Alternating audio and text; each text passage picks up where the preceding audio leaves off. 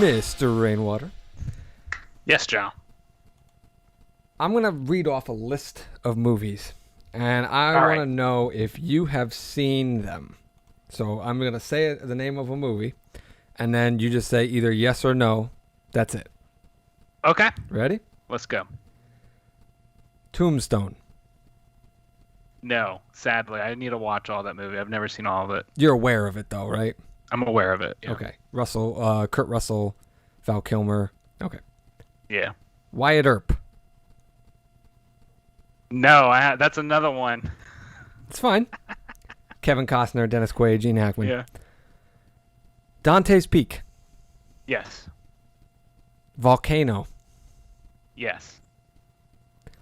Armageddon. Yes. Deep Impact. Yes. I know where you're going with this. Ants. Yes. A Bug's Life. Yes. The Truman Show. Yes. Ed TV. Oh, I was trying to figure out what was going to be the. Yeah, I've only seen the last bit of Ed TV. Finding Nemo. Yes. Shark Tale. No. You're not going to know that one. Hang on.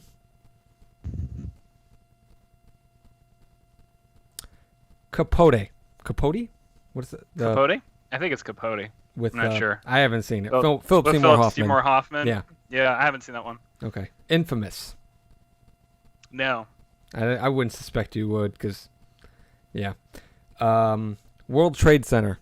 Nicolas Cage. No. You're not. The other one was 9/11, wasn't it, or something like that? United 93. That's what it was. Yep. Yeah. That's exactly what I was referencing. The Black Dahlia. Yes. Ugh. Hollywoodland. No. Although I wish I would have seen Hollywoodland instead. Happy Feet. Yes. Surf's Up. No. Paul Blart Mall Cop. Yes. Observe and Report. No. Wait. So is that like a Paul Blart Mall Cop ish movie? It was a weirdish. It was Seth Rogen as a mall cop. Oh, I know exactly what you're talking about now. 2012. Yes. Knowing. It's another Nicolas Cage movie. Does also The Day After Tomorrow count? Yes, it does. Another Roland Emmerich movie. It absolutely does. Friends with Benefits. Justin No. Timberlake and Mila Kunis. No, I didn't see that one. No Strings Attached, which is Natalie No. Portman and Ashton Kutcher. That one, both of those movies are about like banging without having to be in a relationship. Yep. Yeah. Snow White and the Huntsman. Yes. Mirror, Mirror with Julia Roberts. No. And last one, this is probably the most blatant similarities. White House Down. That's Channing Tatum and Olympus Jamie Has Foxx. Fallen? Is that the other And one? Olympus Has Fallen. Yeah. I haven't seen either of those. Oh, we also have another one. Two, I should say. A pair. Steve Jobs with Michael Fassbender. I haven't seen that one. You're aware of it, though, right? Yeah. Yeah. Okay. Yeah. And then Jobs with Ashton Kutcher. Oh, I once didn't again. even know that was the one. Really? Yeah. This one doesn't really count. Captain America: Civil War. I know you've seen that one. Yeah. Batman v Superman. That I don't think that one really counts. That's superhero movies. That's not like people having the same idea at the same time. That's just like Yeah. blood in the water. All right. This is actually a very good one.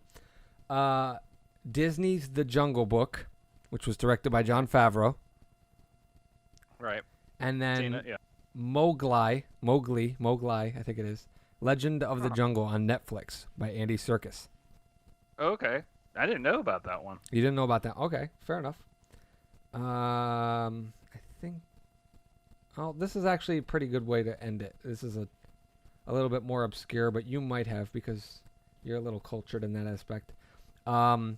there's two different documentaries. Just tell me if you knew the both of them about the Fire Festival that was like a whole big fraud scam thing. Yeah. Did you know that there were two documentaries or just the one? I thought there was just the one, like the big Netflix one. Okay. So, to our listeners who have already read the synopsis to this episode and the title and whatnot, you know what's going on. Mr. Rainwater has probably figured it out using detective skills that it's impossible to acquire through any normal human beings. He's just an awesome human being to be able to do this. Or we agreed on the subject days before. Or it could be that. We could have talked about it ahead of time. The concept of getting beaten to the punch. When you have some kind of an idea. Now, before we even get into it, I want to acknowledge the point that sometimes it's not from an artistic thing. It's just literally a business move that some people will do. It's like, oh, I see that. Let me copy it quick. And, that explains why there's a ton of, like, shark movies that came out after Jaws that have nothing to do with Jaws. But at times, there is an instance where there's something in the air supply where people intuitively are on the same creative wavelength and you can get beat to the punch in what you want to do. Now, this is something that I had, me and Rainwater have a Google Doc that we throw ideas into, and we kind of consult each other about what we're going to talk about each week. This was an idea that I threw in there because this happened to me, I think it was 2018, 2019, when I was trying to do Haunted. Let me Google really quick. I probably should be more prepared. But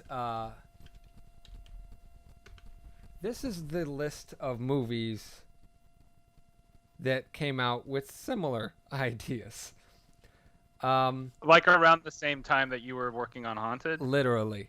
Oh. I do not, not all of them, for what it's worth. But at least 2 or 3 of them. And just tell me if you've actually heard of these. Okay.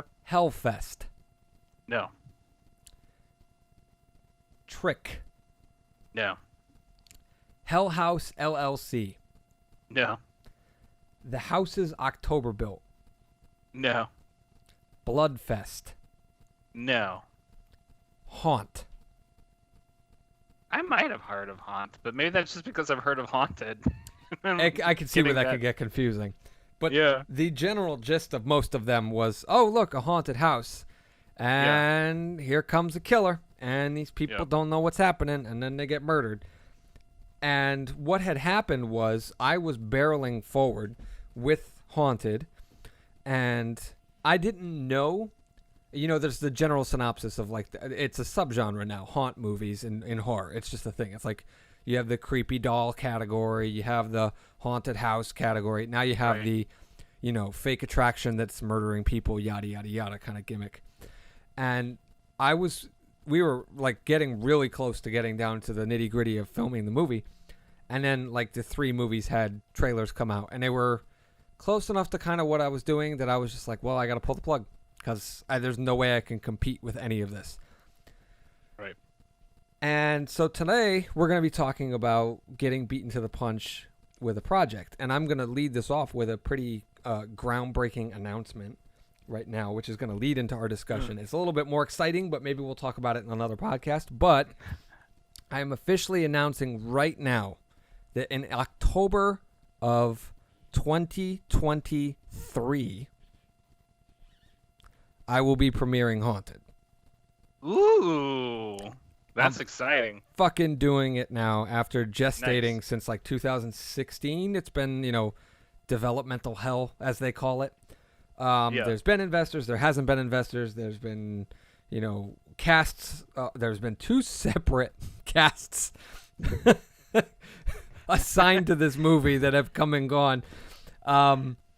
But now I have decided fully and aware that I'm going to do it. There's a thing called the production triangle. Rainwater, let me know if you're not familiar with this.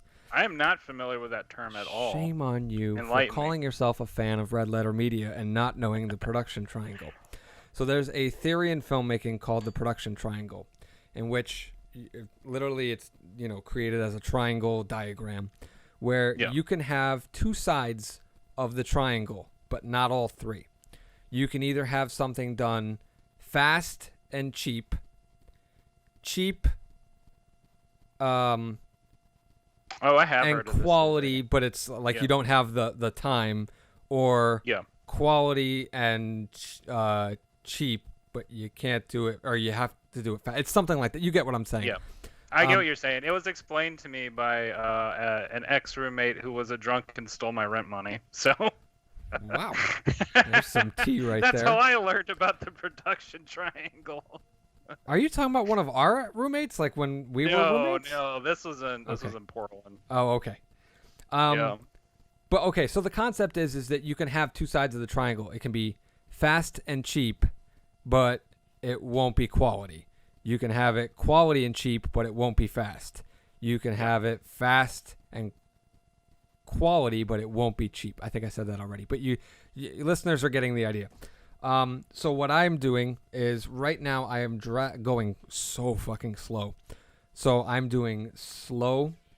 It's going to be quality and cheap, but it's going to take a while. Thus the 2023 target. That's 2 years from the recording of this date. Anyone who's listening in the future, and it's like traced it back to this, but I'm working on the pre-production now because the script has been set. The script is award-winning screenplay. Anyone who reads it instantly loves it. It's one of those scripts that's fun and it delivers on the goods, like the story-wise. So I am in pre-production now, and then next summer I'm going to shoot it. I'm going to take 3 weeks off of work, which in the summer for my normal day job. Summer we usually take vacations and it's slow business, so I can probably take 3 weeks altogether. And so you've already got those aspects of the production sort of hammered out in terms of. And then instead of trying to rush my ass through the edit, because I could probably rush my ass through the edit and knock it out by next Halloween. I don't want to jinx myself. I would rather take my time with the edit and have it for the next year and be able to do some advertising and ramp up and this and that. The big thing about it is I am kind of a jack of all trades. A lot of filmmakers have to be when you're so poor. Yeah. So I'm going to be doing the sound effects, the Foley.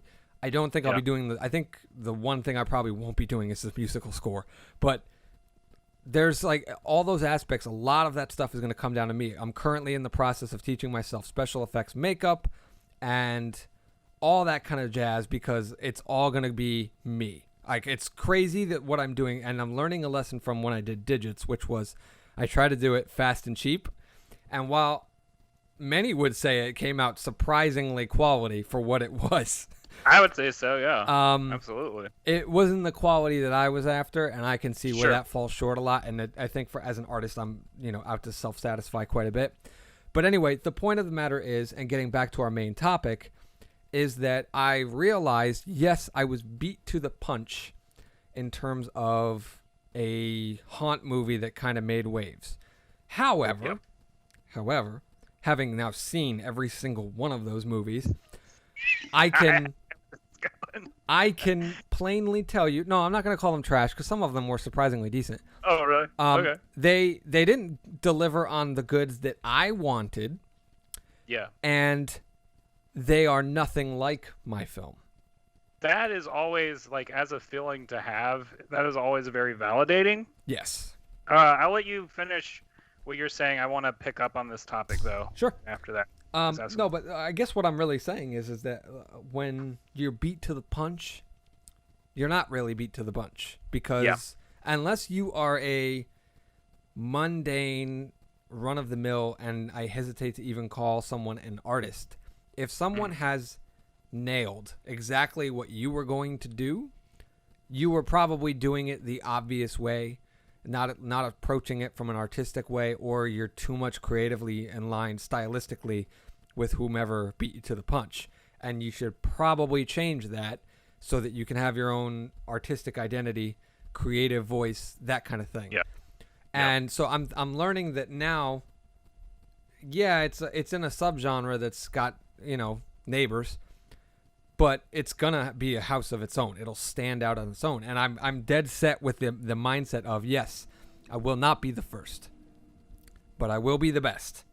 And that's where I'm going at it from. That's the way to go. What you're talking about has really reminded me of some instances that I've had in my creative career where it's like, so for instance, Garage Raja, like that was a project that both me and co-writer Austin cooked for forever. Like basically the entirety of my time at SCAD. We were like, going back and forth, writing ideas for it, planning it out, plotting it. I'm sure there's at least 3 or 4 different outlines that we had to throw out. You know what I mean? And one of the things that happened probably second year was that Scott Pilgrim became a thing. And so, like, for those who don't know about Garage Raja is about, like, it's about a garage band. It involves a lot of magic and all this stuff. It's not really that much like Scott Pilgrim, but there were elements in Scott Pilgrim that were very It was close similar. enough that you were concerned it would be... That was another thing of mine, was I was concerned of being labeled as a copycat or a knockoff, and exactly that's why I wanted to back off. It wasn't the right time. Because a lot of the movies that I read from that initial list came out at the exact same time. Like within months of each other, which, in movie time, that's relatively the same time. And the thing that really got to me is I'd explain like the idea for the story and people would hear it and they'd start like saying, oh, kind of like Scott Pilgrim. And I'm like, oh, that's the worst thing as an artist is when they're like, oh, I've already seen what you're trying to do. And you're like, no, but it's hard to explain how stuff is different because you don't want to give away the farm. Yes. Sometimes, but you also and you also don't want to sound like that bitter artist. No, mine's different. There was someone when I was younger. A former friend of mine worked at Dairy Queen, and one of the everybody's writing a screenplay, and someone was talking to him when they found out we had made digits, and they were like, "Oh yeah, I've got this story, and it's about this guy who dies, and he leaves all these podcast episodes to his ex-wife." And my friend was like, "What? Isn't that like letters to something or whatever, like the mailbox? It's like some movie where some guy died and he left like a bunch of letters to his wife." And the employee he was working with was very adamant. "No, it's a podcast." And in that instance, you're like, that's the fucking same thing. Like, you're ripping that off. That's not the same. Yeah. That is the same thing. You're not executing anything differently. I don't know if you ever watched It's Always Sunny in Philadelphia, but there's like an episode where I think they're like firefighters or something. They go and like oh no, it's not. It's Always Sunny in Philadelphia. It's Reno 911. Oh. And like they're rescuing some guy from his house that's on fire, and like he's like, "Oh, I need somebody to go back inside the house. I had this manuscript that I wrote," and he starts describing the story, and they're like, "That's just frequency. Like you just wrote frequency," and they end up not saving the manuscript because they're like, "What's even the point? You just wrote. That's already been written before." Yeah. Anyway. So Garage Raja, Scott Pilgrim. I interrupted you. No.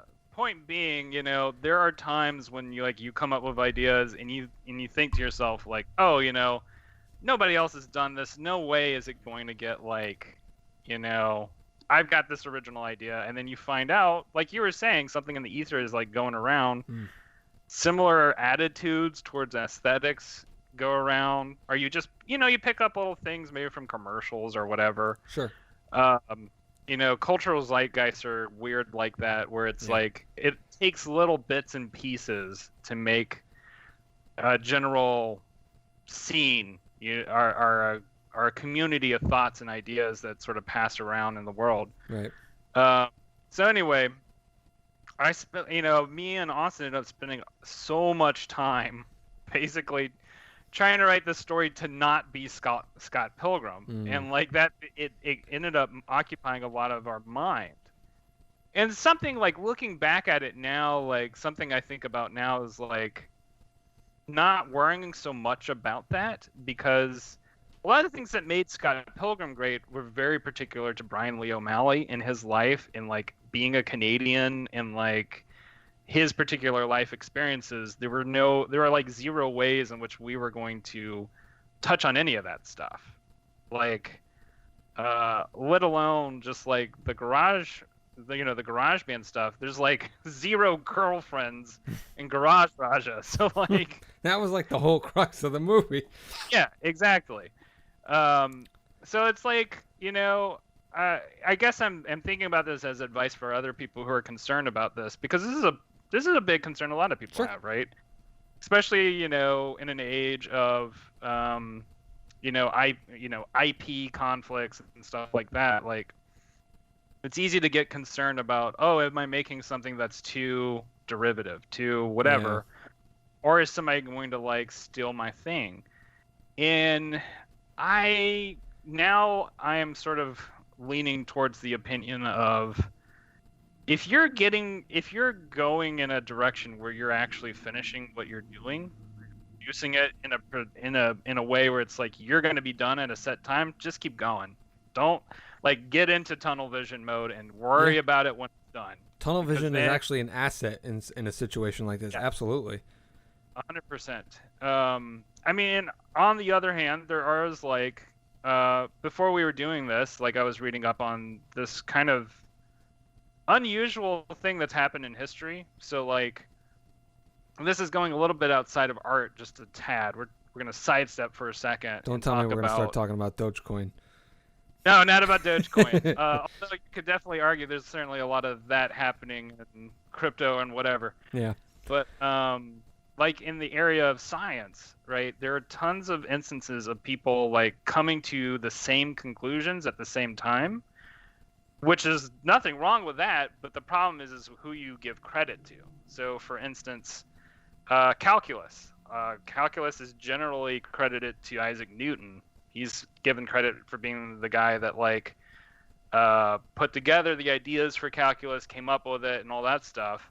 Well, at the same time, like while Isaac Newton was like studying alchemy and being pinned up in his apartment or whatever during the plague, Gottfried Leibniz was also coming up with the exact same ideas, just through a different channel. Like he was into the I Ching and other things like that, and had come up with an idea that a system of mathematics that was basically calculus, the exact same thing that Isaac Newton was doing.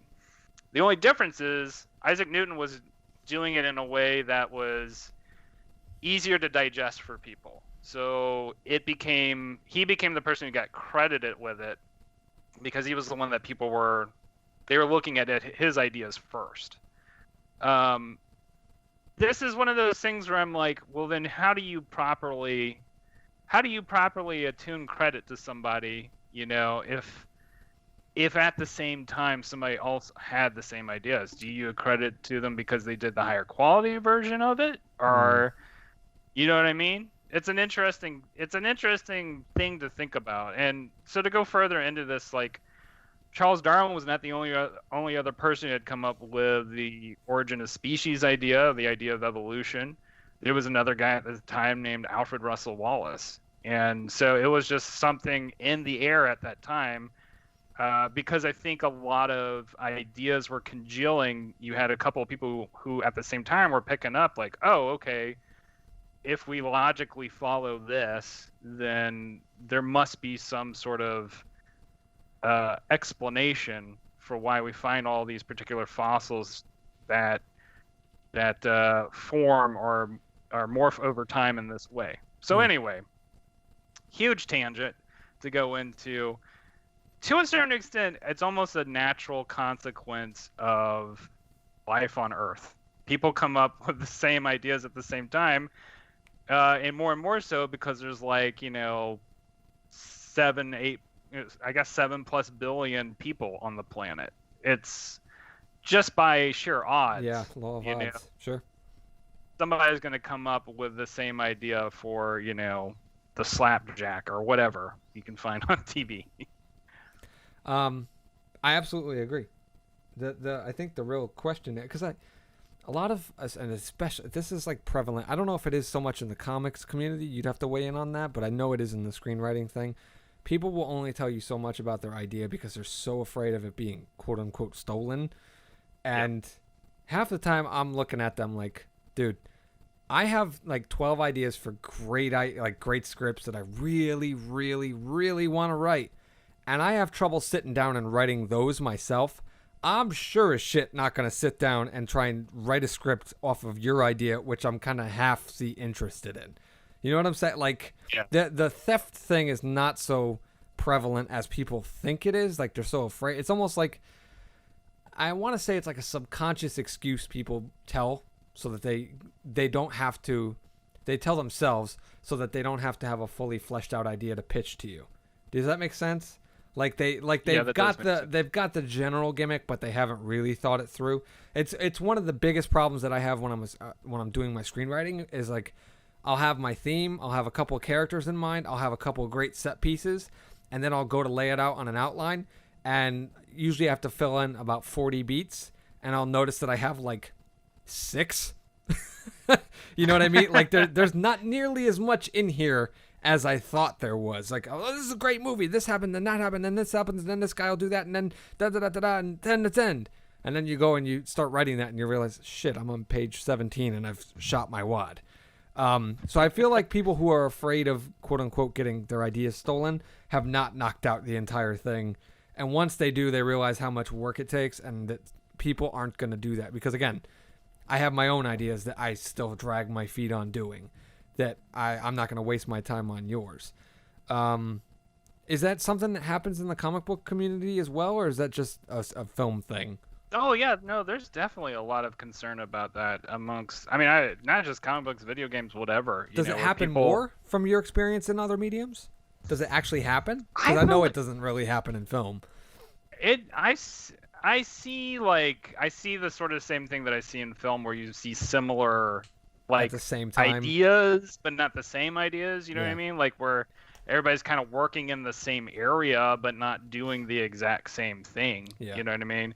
Like, I'm gonna go a little bit away from comics for a second, just to talk about like where video games are going right now, where it's like, I saw this joke the other day where it's like multiple games about making soup were like unveiled this year's E3. Like, you know, in other words, a lot of people are into making games about cooking or farming or whatever, because they're seeing like this is a popular thing that a lot of people are into, so a lot of people make it at the same time. Strategy. Yeah. That's business think for you.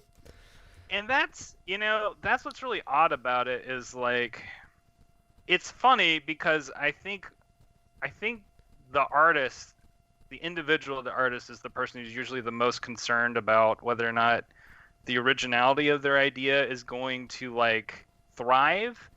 When in reality, like, the people who want to pay the artist money, that is the last thing on their mind. They're looking for like, how much is it like the things that are popular enough so that we don't get sued. Yes. But we can make money off of a certain amount of budget and ride coattails of established demand, I guess is the right way to phrase it. And that's like superhero comics basically came out of that. I don't even know who to credit the first superhero comic to, but I mean, you look at Marvel and DC and other publishers at that time, it was just like, how many can we make, you know? And it was for a long time, it was like a shooting war between companies to see who can make the most popular superhero comic. And they were doing dick moves, like DC was creating someone named Captain Marvel. Exactly. Exactly. Like, there was so many instances of like, just like the companies trying to copy off of each other, to the extent of like it's interesting because as much as like Stan Lee is poo-pooed for several reasons that are fair, to be totally honest, are totally fair, because he was kind of an ass to a lot of the artists in his bullpen. But if he was anything, he was good at trying to take what was in the atmosphere and reconfigure it in a way that it was still original while copying other stuff. That's fair. Like the Fantastic Four, he was just basically like, I want to take the Justice League idea, but make my own version of it. And so the Fantastic Four is like, okay, it's a family. You know what I mean? Like, basically a family. And so, like, you know, you don't have to be afraid necessarily of playing in the same sandbox as everybody else. It's more about how do you bring your own particular feelings, emotions, experiences into that thing, and that's where the art is created. And I'm curious for you, like, what do you think about that thought in terms of like how the person of the artist is possibly more important than the ideas that they make? Well, I mean, it really comes down to, like I was talking about before, the creative execution of how you tell that story or how you piece together that plot. Because I know for a fact I saw The House is October Built before I even had a thought to write Haunted. And I remember watching that movie with expectations in my head. And when I watched the movie, I was severely let down. And that was it. That was the end of it. And then it might have even been years later. I hadn't watched it. I only watched it the one time. Years later, I had a nightmare. And it was about a haunt. I was the character, obviously, in the nightmare. And it wasn't even a haunt. It was a haunted hayride. And I just remember being on a haunted hayride and someone was like a monster. I think it was Leatherface, like the actual Leatherface, was grabbing people off the hayride and dragging them away into the darkness. And I was freaking out on the back of the hayride. And the guy next to me turned to me and said, "Oh, no, don't worry. They put plants into this to up the scare factor." And that's all I remembered from the nightmare. And I woke up and I was like, holy shit, that was frightening. That was like the last real nightmare I've had. And that was years ago. And I remember thinking that would make a really great movie. And then I just let it go. I didn't even do anything with it. I was too busy working on a Christmas script that I was working at the time. And I couldn't get that to work. And I was like, you know what? When I get done with this script, I want to work on that horror movie because I think that might be fun. And then I eventually threw in the towel on the Christmas script. And I started doing research. And I didn't know until I started doing the research that the scary buildings and the walks and the trails and stuff like that in the woods were called haunts until I started doing the research. And I knew I don't want to spoil anything because I've just announced that I'm going to make the movie, but I knew how the movie was going to end. And when I realized that they were called haunts, I immediately put two and two together and I said, that's fucking perfect. I know how this ends. And it's different than how House's October Built ends, how Haunt ends, how all those Hellfest, Bloodfest, the whole 9 yards. Completely different in the ending. And then furthermore, completely different in the general journey, the execution. I realized I had a bright and colorful candy wrapper of a concept that was being used by other, screenplays, stories, whatnot. But the character's journey, the main character, the side characters, the antagonist, the other and the lesser antagonists, the theme, the plot points, all of it's fucking different. Like, it's not anything that any of these other movies have done. And I realized this is entirely different. I don't care. And it goes back to when we did our episode on genre, when I was like, did you realize that Jaws and Alien are the exact same fucking movie? And most people will look at you sideways and go, no, they're not. One's about an alien. One's about a giant shark. Like, one's in space. One is, on a beach. And it's like, no. There's a contained area. There's a monster. There's you know what I mean? Like, all of the elements are still the same, but the way they're executed are completely different. So I started realizing, all those movies are something different. They're in the same, wrapper and stuff like that, but the candy inside, man, is totally different.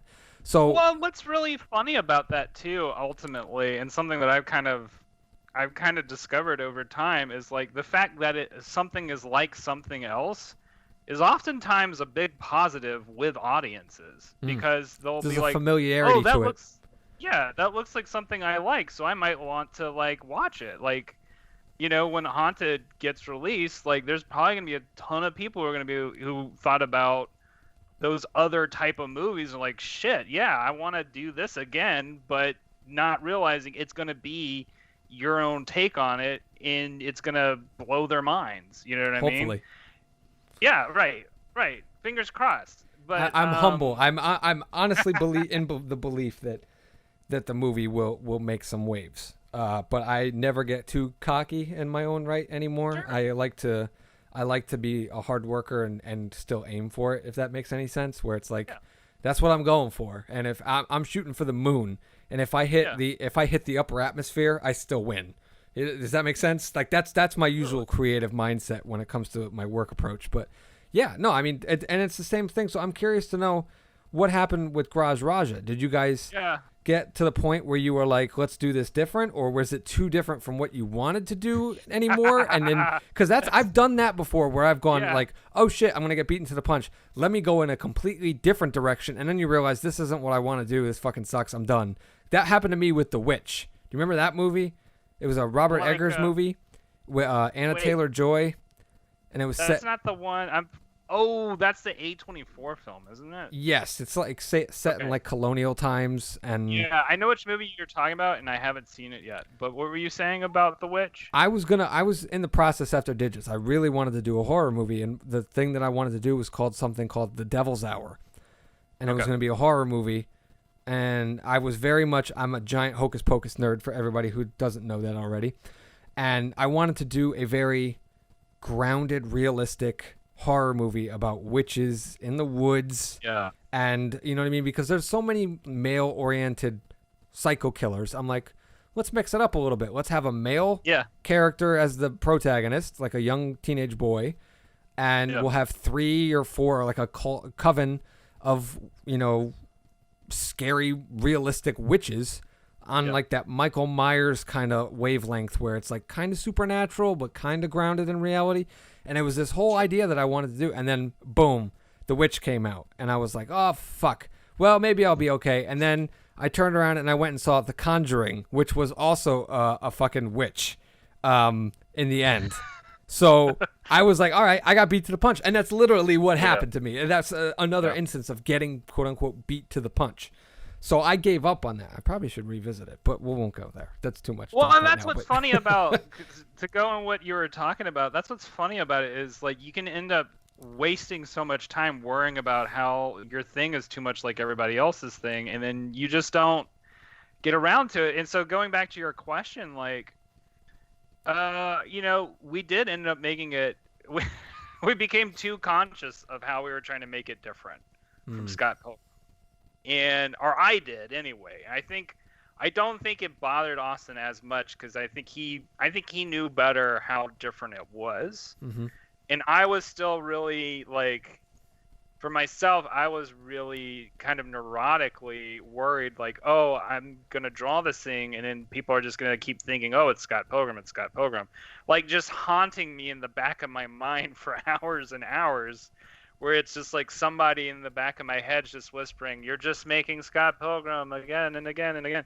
But the point is like, it ended up becoming its own thing, and I liked what it ended up being, but it did have an identity crisis for a long time, because I was too fixated on whether or not this thing was going to be like something everybody else was already super into. And I think, just for context too, because like at that time, it did seem like Scott Pilgrim was a pretty huge property at that time. Like, it was like a story that everybody. This was like in 2012, 2011, somewhere in there. Somewhere between 2008 and 2011, I would say. Yeah. Like, the graphic novels were a pretty big hit at the time. It was something that I kept hearing people talk about, and I hadn't really gotten around to reading them because I was just so.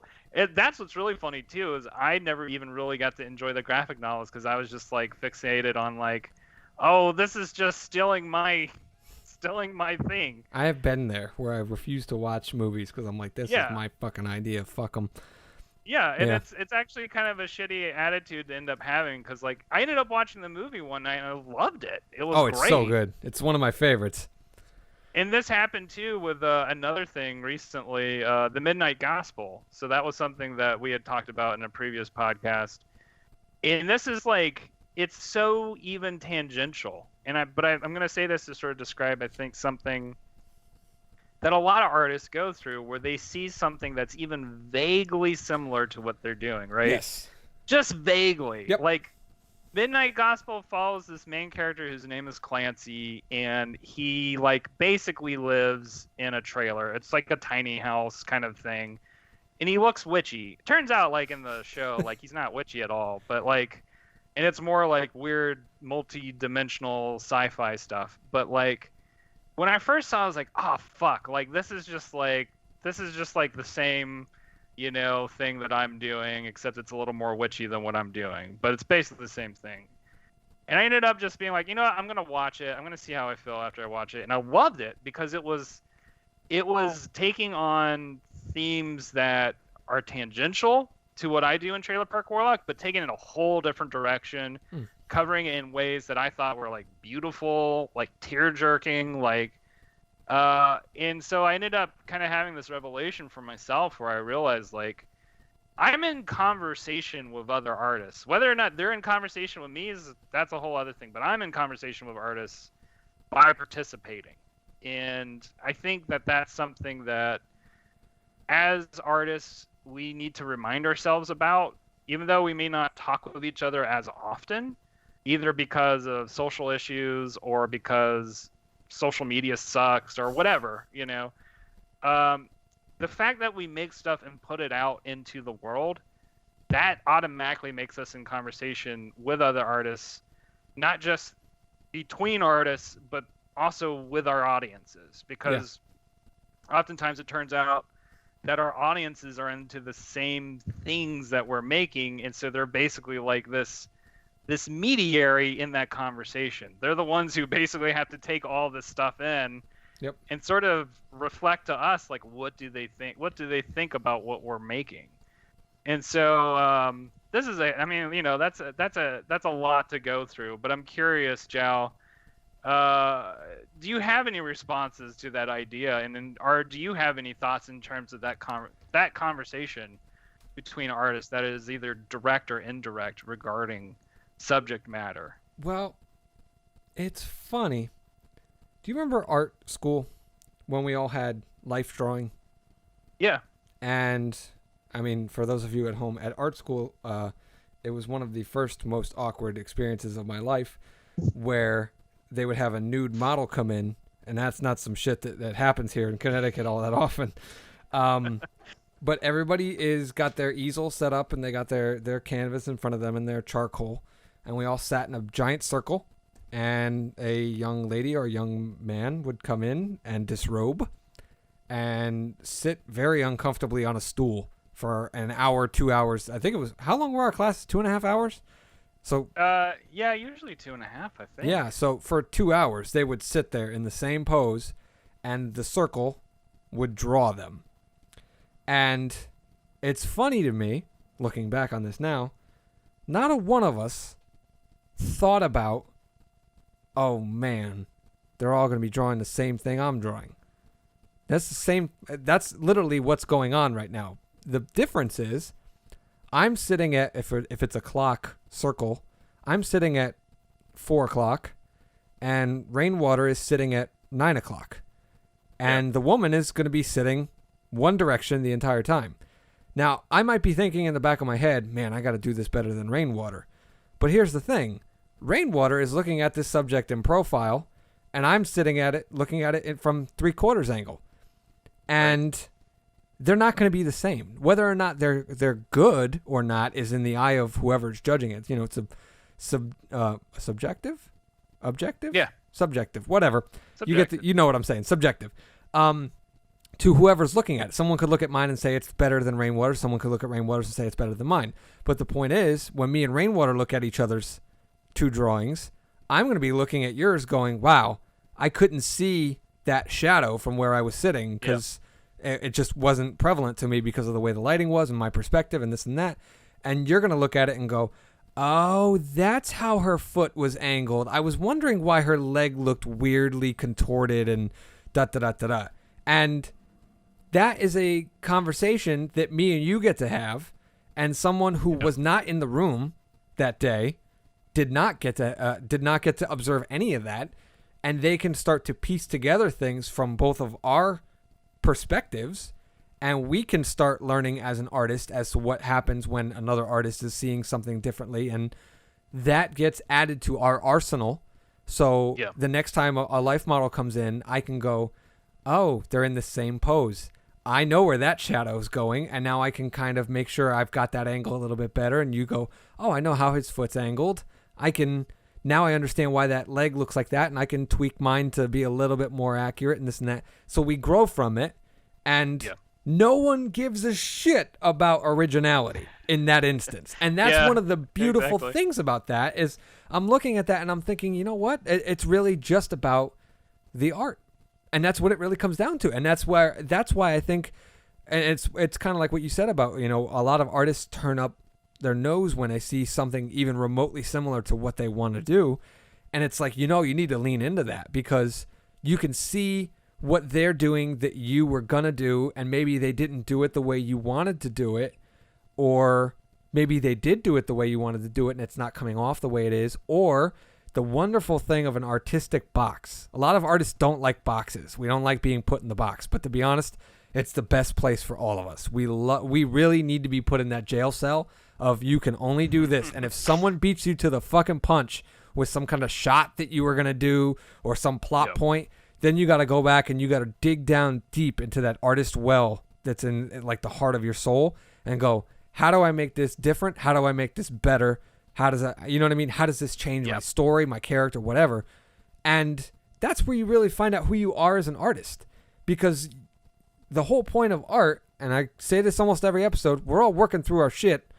And if someone has already worked through your shit, we'll find some of your other shit. Because Lord knows we all have more than one issue that we have that we're dealing with at any given time.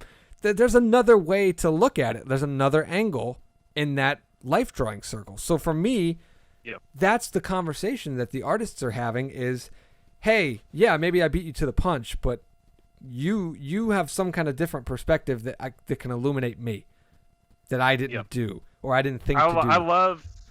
I love that analogy that you're making because that is for sure how I'm trying to look at it. And it's hard because we're very tainted by the whole money, celebrity, and there's a little bit of resentment that you've put so much thought and maybe some work into something that now is obsolete because you'll be labeled a copycat or a ripoff or whatever. But it's hard to pull away from that.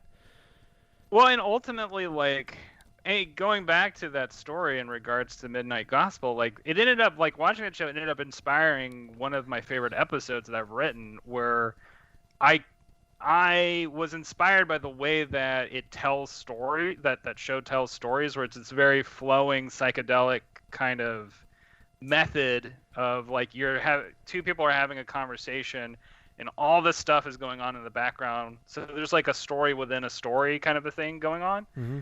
And so I was inspired by that, and like I ended up doing an episode that for me was like I took one of my favorite writers, Robert Anton Wilson, and kind of made him into a character and had it being a conversation between him and Jake while Jake's like tripping out on like the psychedelic.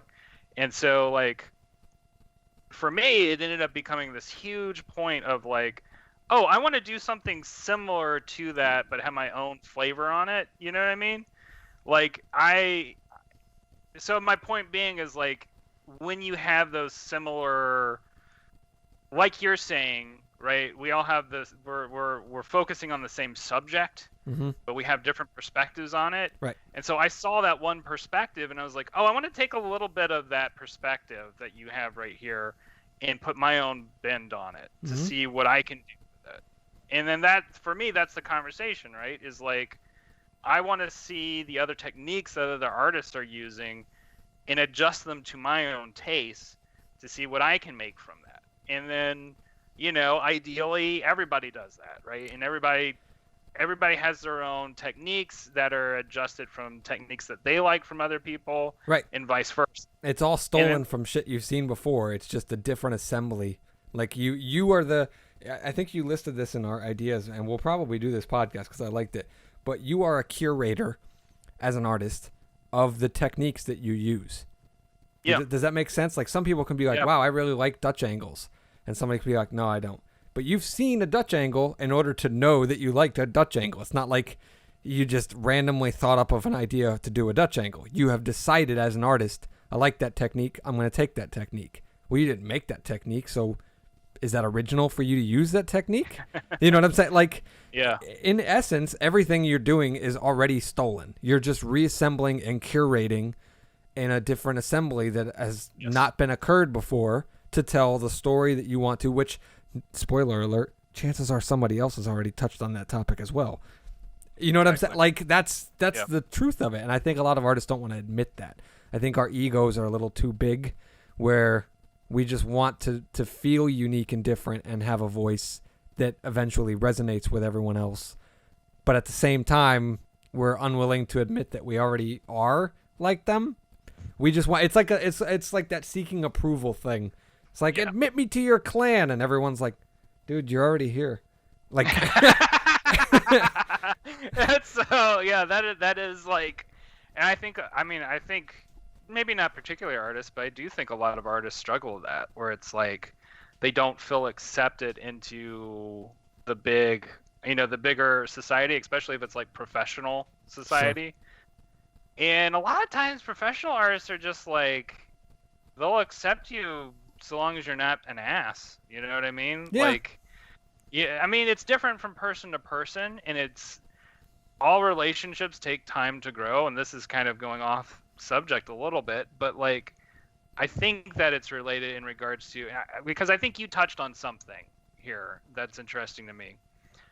A lot of artists get really concerned about the originality of their ideas because they're hoping for this sort of utopic moment when their ideas presented towards, the greater art community or other people, and they're just stunned or astounded by what appears in front of them. And I mean, unless you're like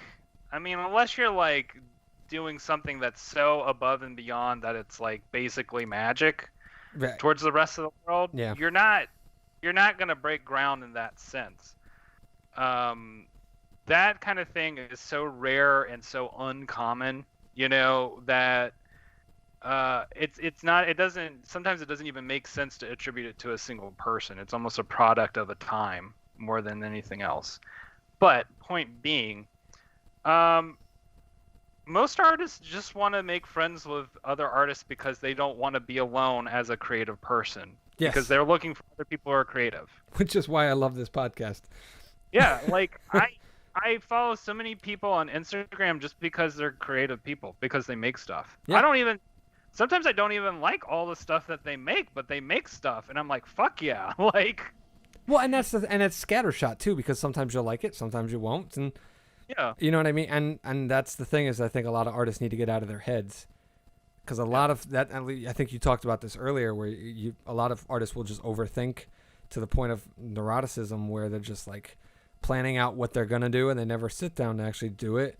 I like people who do it, because not only are they taking that risk to fail, but now I have something to judge. And this is like speaking from a positive standpoint, where it's like, oh, at least there's something to talk about. Like, I can look at this painting and say, I really like what you did with the shadow here, but I don't like the color choice that you made with this because it's drawing my, you know what I'm saying? Like, that allows the conversation. But I can't see in your head that you're going to do that. You can talk to me about it as much as you want, but until I see the art, until I experience the art, whether it's music or whatever, there's no conversation between the artists. There's just.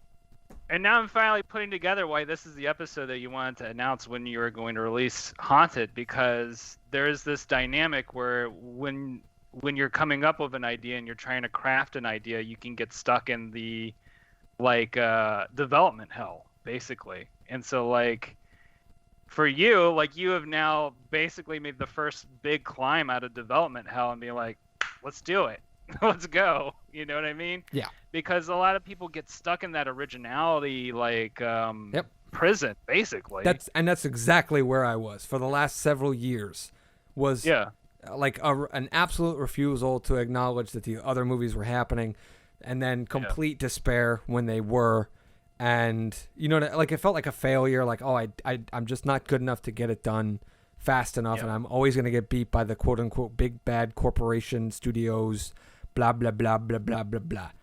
Not anymore. I don't give a rat's ass. I can't, and no one will be able to tell me that my movie was better until they've seen it. And I'm not going to know my movie's better until I've seen it. And the beauty of it is like I said before, I've watched all these movies now, not because I felt obligated to or anything like that, but I was just like, you know what? If I'm not going to make my movie, I at least want to see and experience what I was wanting to experience by making the movie for myself. Does that make sense? Like watching, like I want to make the movie because I want to experience that moment on screen. I want to see it. I want to live it. I want to have it. And then I watched the movies and I didn't get any of them. And I'm like, well, fuck. Like, there's got to be somebody out there who's watching this movie. And I know a lot of people, and I don't think many of the movies that I listed in relation to mine are very good. One or two of them were decent, I would say. But I know in my heart of hearts that when some people see what I'm doing, they're going to be like, oh shit, he went next level. Like, not even next level, like next level. 2 levels up, fucking King Koopa level, right? That's where I'm headed. And at least that's what I'm trying to do. So if anything, it's like, all right, there's been slasher movies. Why do we make more slasher movies? Well, because we want to see if somebody can level it up. And I'm at the point now where I want to level it up. I'm like, okay, I didn't get what I wanted. And sitting here waiting and jerking off about what could have been, or I'm so bitter and angry about it, that's doing nothing. I'm stuck in an artistic jail where I have not created because I'm so caught up in the originality, like you said. And now I know it's original, and I'm like, well, it was like that moment of clarity where I was just like, well, why the fuck don't I do it? I mean, and then, the little birdie comes in my head, because, Andrew, you don't have the money. And then the other birdie pops up and goes, well, maybe take your time. Like, just do it over the course. Like, you're not on a studio schedule, this whole idea of they have $60 million to throw at a movie, and it's done in, 6 months. All right, you don't have that much money. You do have time. You're, as far as, Mother Nature intends you to be alive, you got the time. And instead of sitting around, complaining or being in misery and depression about it, do something with it. And that's where I'm at. And time is ultimately the one resource you can ever get back. So it's like, if you're going to do it, you gotta do it when you have the time to do it, because who knows what happens next, right? That's a whole nother podcast. That is managing time podcast. Well as an artist. So let's wrap up this episode. We've made my major announcement that I am making my already award-winning horror movie that will be released in October of 2023. And I'm not saying nationally released. It's probably going to be a couple of theaters. I'm already in talks with my local theater for the premiere. That's how serious I am about putting money down and planting a flag and saying this is fucking happening. Because I've said it quite a bit over the last couple of years and it never pans out. So I know I have to earn back the trust of a lot of audience members that I've kind of led on for a while. So, be positive about this, my former Jow Films fans. I'm back in the saddle, and it's definitely happening this time. As far as other awesome things that are coming up, we have a very interesting podcast slated for the day before my birthday, which is... We're going to record on July 11th. The podcast will launch on July 14th. My birthday is the 12th of July, if I didn't say that. For the first time in 34 years, I had a medical condition as a child that after vigorous testing by 3 doctors now, I have been cleared of my alcohol allergy. And so... what do my good old college buddies want to do the moment they found out Captain Preachy, Mr. Anti-Alcohol, don't get drunk, don't do drugs, can now drink alcohol? Ladies and gentlemen, July 14th, we're doing the Art of Cocktails, where I believe we're having Mr. Rainwater, Mr. Matt the Joker Walters, and I think Joe Bevel's coming back for that one, right? Wasn't he on that call when we talked about that? He was on that call. All right. I'm going to contact him to make sure, but I'm sure he'll get back to me, but I'm going to get in contact with him. Basically the gist is I will be having cocktails for the first time ever in 34 years of existence that these fine human beings will be coming up with. I don't know if they're doing it just to get me shit-faced, which won't be hard given my tolerance level, or to just be friends and give me the experience of a pleasant beverage. But I mean, I'm going to be getting shit-faced with you, so... I was going to ask that, if everybody's going to be drinking with me. I will. I'll be in this boat with you. I appreciate that. Are you going to be drinking just the drink you're submitting? Because each of you are going to submit a drink. Or are you going to do the whole shebang with everybody? Because that's what I got to do. Oh, God. Yeah, exactly. Well, you have time to decide. But that's coming up. We've got some other episodes coming your way that are going to be fun, but definitely look out for that one. We are at our 1 hour mark, so let's actually wrap up this episode. Once again, Haunted by Andrew Casarco. Award-winning already. The screenplay has dozens of screenplay and festival and screenplay contest awards attached to it. First place, grand prize, selection, yada, yada, yada. All that good stuff. That's a certificate of authenticity in my point of view from people who have... These are mostly horror contests, I should note. And festivals. So these people have seen the other stuff in this genre, and they were like, this is the fucking best thing out of the thousands of scripts, hundreds of scripts, whatever, that we got. This is number one. And I fucking hang my hat on that shit because you know what that's worth when you've sent scripts and you don't even get selected. And then you see like there's a list of like 100 quarterfinalists, and you're like, well, fuck. This actually made grand prize of the New York Screenplay Competition, which to me is that's a huge deal. So we're making it into a movie. I'm making it into a movie, I should say. I'm going to be a fucking total vanity act about this shit and just completely congratulate myself every turn of the way I can because you know what? I'm doing the fucking work. I can do that. Enough said. Mr. Rainwater, anything you want to say as we go off the air? About getting beaten to the punch, maybe? what I will say is... this is something we say pretty much every episode, but like, just do it. Just go. Just make the thing. And once you've got the idea set, like, tunnel vision can be useful. Yes. You can adjust things, you can change things once you've gotten the bulk out of the way. But getting to a point where you have that momentum, that really is the most important part in any creative endeavor. Whether you're doing it for money, whether you're doing it for fun, the most important part is to like just start making, because that's the thing that we all want to see happen. We all want to see the thing happen and come to existence. And just remember, you are sitting at a different part of the life drawing than the artist across the country, in another country, in the past, in the future, who's going to make a similar thing.